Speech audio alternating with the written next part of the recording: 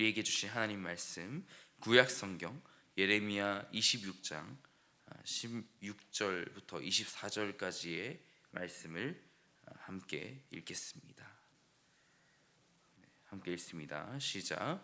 고관들과 모든 백성이 제사장들과 선지자들에게 이르되, 이 사람이 우리 하나님 여호와의 이름으로 우리에게 말하였으니 죽일 만한 이유가 없느니라.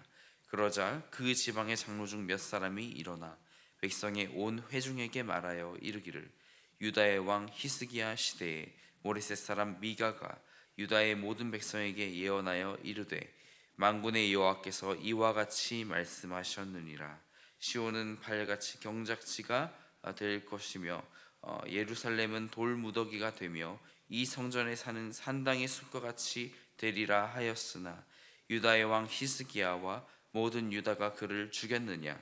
히스기야가 여호와를 두려워하여 여호와께 간구하매 여호와께서 그들에게 선언한 재앙에 대하여 뜻을 돌이키지 아니하셨느냐? 우리가 이같이 하면 우리의 생명을 스스로 심히 해롭게 하는 것이니라. 또 여호와의 이름으로 예언한 사람이 있었는데 곧 기럇 여아림 스마야의 아들 우리야라. 그가 예레미야의 모든 말과 같이 이 성과 이 땅에 경고하여 예언하매 여호야김 왕과 그의 모든 용사와 모든 고관이 그의 말을 듣고서 왕이 그를 죽이려 하매 우리야가 그 말을 듣고 두려워 애굽으로 도망하여 간지라. 여호야김 왕이 사람을 애굽으로 보내되 곧 악볼의 아들 엘라단과 몇 사람을 함께 애굽으로 보냈더니 그들이 우리야를 애굽에서 연행하여 여호야김 왕에게로 그를 데려오매 왕이 칼로 그를 죽이고 그의 시체를 평면의 묘지에 던지게 하니라. 사반의 아들 아이감의 손이 예레미야를 도와주어 그를 백성의 손에 내어주지 아니하여 죽이지 못하게 하니라. 아멘. 예레미야 하면 이렇게 떠오르는 단어가 있습니다. 바로 슬픔과 탄식입니다. 꼭 예레미야 본인의 그 처한 상황에 따른 그 슬픔이 아닙니다. 바로 하나님의 말씀을 전한 그런 상황에 그럼에도 일부가 그를 죽이려고 하는, 그가 생명의 위협을 받아서 슬픈 게 아니라 무엇입니까?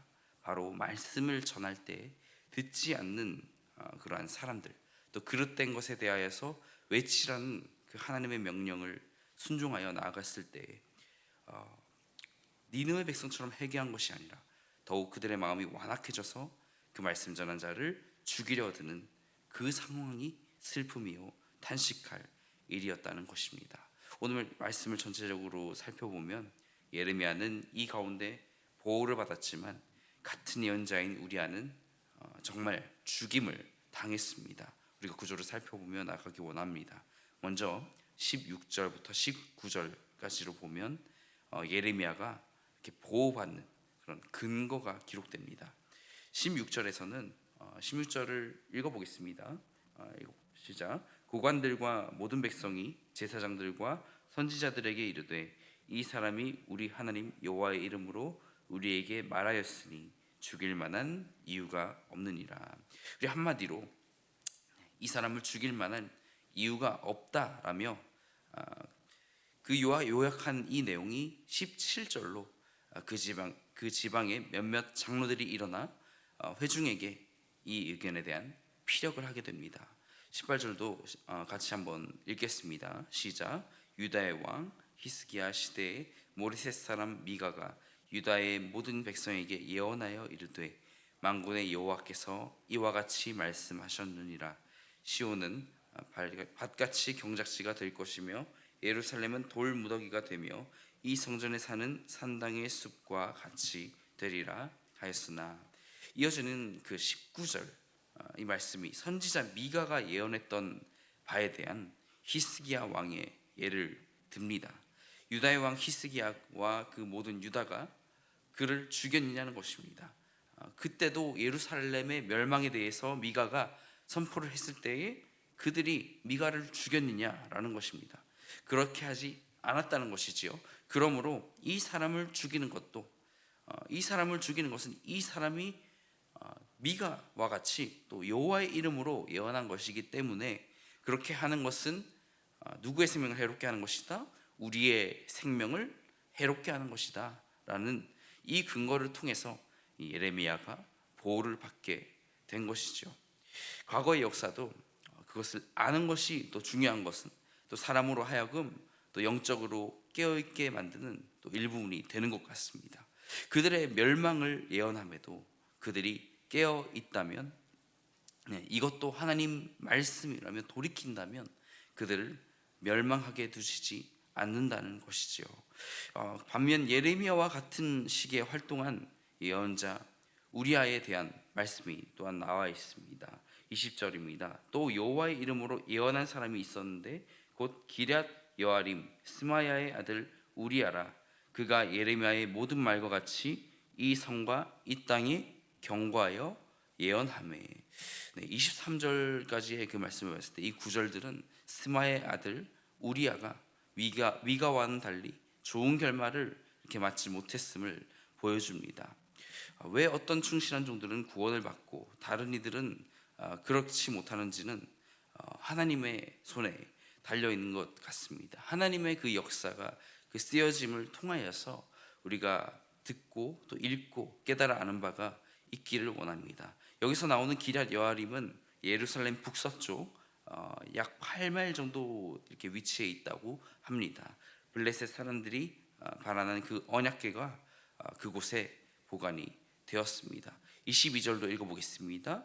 여호야김 왕이 사람을 애굽으로 보내매 곧 악볼의 아들 엘라단과 몇 사람을 함께 애굽으로 보냈더니, 이 여호야김 왕의 이 얼굴을 피해서 애굽으로 도망한 우리아의 또 그런 이야기들을 보게 됩니다.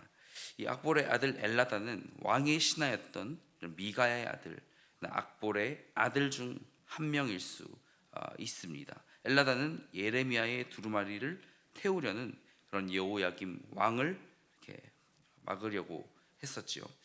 23절 말씀을 보면 여호야김 왕은 유다의 왕으로서 애굽에서 우리아를 데려왔습니다. 애굽의 속국으로서 여호야김은 국제 조약에 따라서 범죄자 인도를 받을 그런 권리가 있었습니다.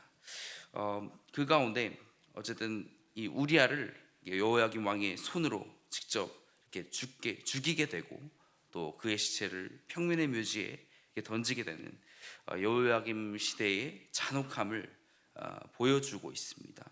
어쩌면 예레미야 또한 그러한 위기에 있을 때에 도움의 손길이 등장하게 됩니다. 24절을 다 함께 읽겠습니다. 시작. 사반의 아들 아이감의 손이 예레미야를 도와주어 그를 백성의 손에 내어주지 아니하여 죽이지 못하게 하니라. 아멘. 아무리 어두운 시대라도 하나님의 말씀을 따르고 또한 그 말씀을 전한 선지자를 보호하는 이들의 존재를 이렇게 보여주게 됩니다. 저는 오늘 말씀 보면서 마태복음 13장에서의 예수님의 말씀이 생각났습니다. 예수님의 사역 가운데 비유로 말씀하신 그 이유가 그들이 보아도 보지 못하고 들어도 듣지 못한다는 그 말씀 때문이었죠. 모두가 그런 것이 아니지만 안타깝게도 이런 영적인 귀와 이런 영적인 눈이 닫힌 자가 있다는 것이지요. 이 시간이 이 말씀과는 별개로 또 저와 여러분 가운데 또한 예수님께서 다 같은 장에 말씀하신 것이 있습니다. 너희 눈은 봄으로 너희 귀는 들음으로 복이 있도다. 오늘 이 말씀을 들어서 여러분이 처한 상황 가운데 승리하신 하나님을 만나게 되시는 그런 시간이 되시기를 예수님의 이름으로 축복합니다. 이 역사가 쓰여지는 것, 구약의 역사에 관하여서 역사가 승자의 것이라고 말하는 여러 이런 말들이 있지만 다시 생각해 보면 진정한 승자가 누구인지를 볼 수 있어야 합니다. 정말 전쟁에서 이긴 사람이 이 역사를 쓴 것인지 아니면 하나님의 말씀을 들은 자가 승리한 것인지 이것을 보았을 때 우리는 당연히 뒤에 후자의 이 의견을 볼 수 있어야 합니다. 하나님의 말씀을 들은 자들이 승리한 것이지요. 비록 많은 전쟁이 있고 또 많은 그 시간 속에서 승자들이 기록했다고는 하지만 정말 하나님의 말씀을 듣고 순종하고 이게 다시 돌이킨 자가 승리한 것을 우리의 영의 눈을 들어서 볼 수 있는 그런 귀한 시간이 되기를 바랍니다. 그렇게 우리의 하루를 또한 시작하면서 승리하신 하나님을 바라보며 나아갑시다. 이 시간 함께 기도하실 때 주님, 이 시간도 나의 영의 눈을 뜨게 하여 주옵소서.